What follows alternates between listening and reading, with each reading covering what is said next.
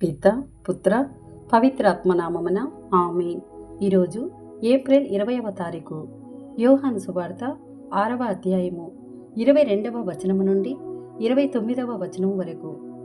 మరునాడు సరస్సు ఆవలి తీరమున ఉండిపోయిన జన సమూహము అచ్చట ఉన్న ఒకే ఒక పడవను ఉండుటయు, ఆ పడవలో శిష్యులతో పాటు యేసు వెళ్ళలేదనియు, శిష్యులు మాత్రమే వెళ్ళుట చూచిరి. అయినను యేసు ధన్యవాదములు సమర్పించి ప్రజలకు రొట్టెను పంచి ఇచ్చిన స్థలము చెంతకు తిబేరియా నుండి కొన్ని పడవలు వచ్చెను. అక్కడ యేసు కాని శిష్యులు కాని లేకుండుటను చూచి వారు ఆయనను వెదుకుచు పడవలపై కఫర్నామునకు పోయిరి. ప్రజలు సరస్సు ఆవలి వైపున యేసును కనుగొని, బోధకుడా, మీరు ఎప్పుడు ఇక్కడకు వచ్చితిరి అని అడిగిరి. మీరు రొట్టెలు తిని సంతృప్తులైనందున నన్ను వెదుకుచున్నారు, నా సూచక క్రియలను చూచి కాదు అని మీతో నిశ్చయముగా చెప్పుచున్నాను.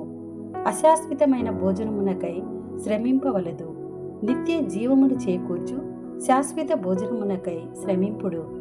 మనిషి కుమారుడు దానిని మీకు ప్రసాదించును.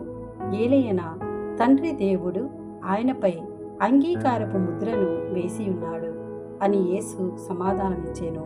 అప్పుడు దేవుని కార్యములను నెరవేర్చుటకు మేము ఏమి చేయవలెను అని వారడుగగా, యేసు, దేవుడు పంపిన వానిని విశ్వసింపుడు, అది దేవుడు మీ నుండి కోరునది అని చెప్పెను.